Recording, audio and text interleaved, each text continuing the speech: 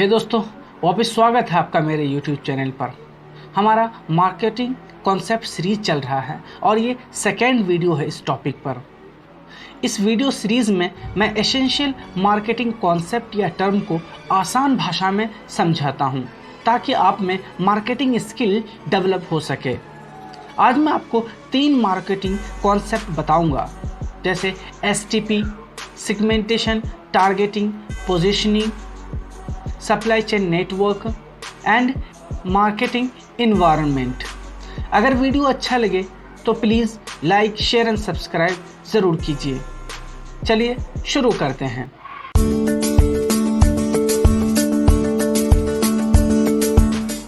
STP एक basic concept है marketing का। STP stand for segmentation, targeting and positioning. अधिकतर मार्केटर इसको अच्छे से ना समझ पाने के कारण रॉन्ग डिसीजन ले लेते हैं और उनका मार्केटिंग कैंपेन फेल हो जाता है। चलिए अब मैं इन तीनों टर्म को एक एक करके आपको समझाता हूँ।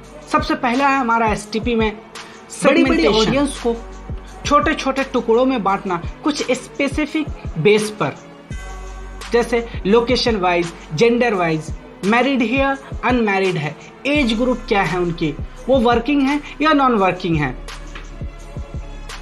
कोई ब्रांड या कोई कंपनी कैसे सेगमेंटेशन करता है, कोई प्रोडक्ट या सर्विस है, सबसे पहले ये आइडेंटिफाई करते हैं कि वो प्रोडक्ट और सर्विस कौन सी नीड को पूरा कर रहा है, वो कौन सी ऐसी प्रॉब्लम है जिसका सॉल्यूशन है ये प्रोडक्ट और सर्विस।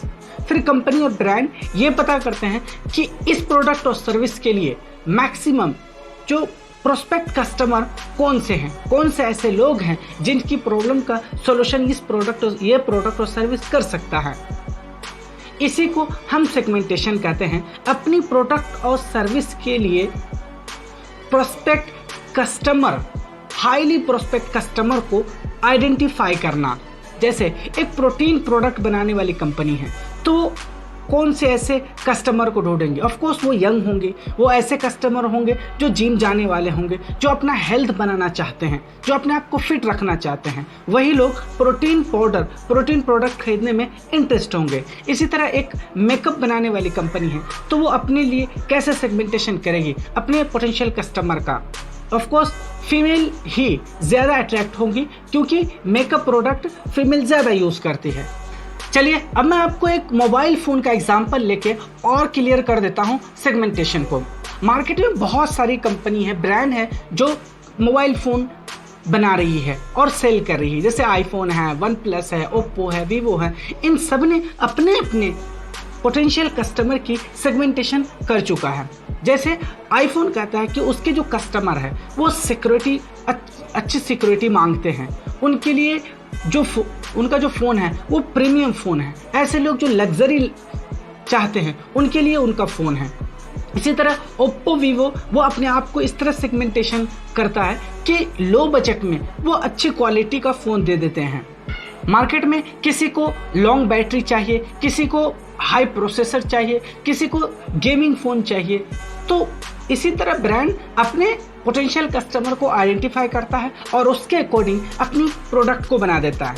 जैसे हम जानते हैं कि आसूस एक जो लैपटॉप कंपनी है वो गेमिंग लैपटॉप बनाती है। इस तरह से वो गेमिंग टाइप के जो लोग हैं वो उनको कैटर करता है, उनको अपना प्रोडक्ट सेल करना चाहते हैं। वो इस तरीके से अपनी सेगमेंटेशन की है कि ऐसे लोग जो गेमिंग में इंटरेस्ट है वो उनके प्रोडक्ट को लेंगे। इसी तरह एप्पल अपने आप को ये सेगमेंट किया है, जो लोग लग्जरी पसंद करते हैं वो उनका फ़ोन लेंगे। इसी तरह जो डोमिनोज ब्रांड है वो कहते हैं कि 30 मिनट में उनका पिज़्ज़ा आपके सामने होगा। इस तरीके से वो अपने आप को जो सेगमेंट किया वो फास्ट डिलीवरी करते हैं अपने प्रोडक्ट का। इसी तरह हर ब्रांड की अपनी कुछ USP होती है, यूनिक सेलिंग पॉइंट होते हैं, जिसके आधार पर वो सेगमेंटेशन करता है। नाउ अब जब वो अपने पोटेंशियल कस्टमर के सेगमेंट कर चुका है, अब उनको पता है कि उनको कौन उनके कस्टमर है और उनसे कौन से प्रोडक्ट वो खरीदेंगे। उस हिसाब से ब्रांड या कंपनी अपने प्रोडक्ट बनाती है और उस प्रोडक्ट को बनाकर उसी पोटेंशियल कस्टमर को वो टारगेट कहते हैं। इसे हम टारगेटिंग कहते हैं। नंबर 3 हमारा टर्म है पोजीशनिंग। पोजीशनिंग में कोई भी ब्रांड अपने कस्टमर के माइंड में घुसना चाहती है और उनके माइंड में एक ऐसा इमेज बनाना चाहती है जैसे ये ब्रांड कैसे दूसरे ब्रांड से अच्छा है, कैसे ये सेम बजट में अच्छे फीचर्स वाले प्रोडक्ट प्रोवाइड करते हैं। इसमें वो अच्छे या क्रिएटिव एड्स दिखाते हैं। जैसे डोमिनोज ये कहता है कि वो 30 मिनट में आपके सामने पिज्ज़ा होगा, अगर 30 मिनट में नहीं पहुंचा तो पिज्ज़ा फ्री। इससे वो अपने आप को ये बताना चाहता है कि वो फास्ट है, वो तुरंत आपको भूख लगी ऑर्डर कीजिए, तुरंत आपके सामने पिज्ज़ा हाजिर होगा। आईफोन अपने आप को लग्जरी फ़ोन की तरह पोजिशनिंग किया माइंड में कि जो भी लोग आईफोन रखते हैं वो लग्जरी लाइफस्टाइल पसंद करते हैं। इसी तरह एक और एग्जांपल लेता हूं मैं आपको, वोल्वो कार होती है और फेरारी भी एक कार बनाती है। दोनों, वोल्वो अपने आप को सेफ्टी कार की तरह पोजीशनिंग करती है कि मेरा कार सेफेस्ट कार है, और फेरारी अपने आप को रेसिंग कार की तरह पोजीशन करती है कस्टमर के माइंड में। तो पोजीशनिंग का मतलब सिर्फ इतना है कि कस्टमर के माइंड में अपने ब्रांड पोजीशन करना और अपने यूनिक सेलिंग पॉइंट को बताना है। आई होप कि आपको ये तीनों ही टर्म समझ में आ गया होगा। चलिए अब मैं आप नेक्स्ट कॉन्सेप्ट की तरफ बढ़ता हूँ, जो है सप्लाई चेन नेटवर्क। क्या होता है ये supply chain network? Actually supply chain network एक कच्चा माल से तैयार प्रोडक्ट बनने तक का एक प्रोसेस है। जैसे बिस्किट बनाने के लिए कच्चा माल, गेहूं, केमिकल, ड्राई फ्रूट्स, इन सब की ज़रूरत होती है। तो एक बिस्किट बनाने के लिए इन सारे कच्चे रॉ मटेरियल्स से एक बिस्किट हमारा तैयार होता है। फिर ये बिस्किट तैयार होने के बाद ये पैकेजिंग होती है। पैकेज होने के बाद ये बड़े डिस्ट्रीब्यूटर के पास जाता है। बड़े डिस्ट्रीब्यूटर एक छोटे डिस्ट्रीब्यूटर को बेचता है, छोटे डिस्ट्रीब्यूटर रिटेलर को बेचता है, फिर ये रिटेलर डायरेक्ट कस्टमर को बेचता है और ये कस्टमर उस प्रोडक्ट को कंज्यूम करता है। इसी को सप्लाई चेन नेटवर्क कहते हैं। चलिए अब मैं आपको नेक्स्ट कॉन्सेप्ट बताता हूँ, जो है मार्केटिंग इन्वायरमेंट। मार्केटिंग इन्वायरमेंट क्या होता है?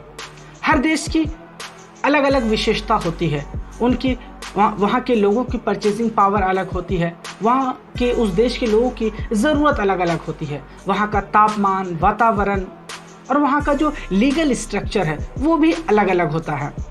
दुनिया के हर देश में कुछ ना कुछ चेंजेस ज़रूर होते हैं। इन सबको मिलाकर मार्केटिंग एनवायरनमेंट कहते हैं। इन 6 बातों पे डिपेंड करता है कि उस देश का जो एंटरप्रेन्योर है, उस देश का जो बिजनेसमैन है, ब्रांड है, वो कितना सफल होगा, क्योंकि ये 6 बातों के अराउंड ही कोई भी ब्रांड या प्रोडक्ट सर्कुलेट करता है। सबसे पहला फैक्टर है हमारा पॉलिटिकल। उस देश का पॉलिटिकल स्ट्रक्चर कैसा है? क्या वहाँ की गवर्नमेंट बिजनेस को बढ़ावा देते हैं या सिर्फ अपनी प्रॉफिट के लिए काम करते हैं? क्या वहाँ की जो गवर्नमेंट है, क्या वो एंटरप्रेन्योर्स को बढ़ावा देते हैं, उन्हें वो फैसिलिटीज़ देते हैं जिससे वो ग्रो कर सके? वहाँ की पॉलिटिकल स्ट्रक्चर समर्थन करते हैं या नहीं करते हैं?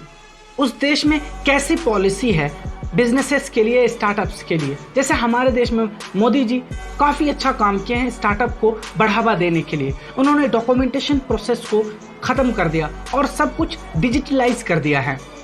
तो इस तरीके से एक पॉलिटिकल स्ट्रक्चर बहुत कुछ मैटर करता है किसी बिजनेस के सफल होने में।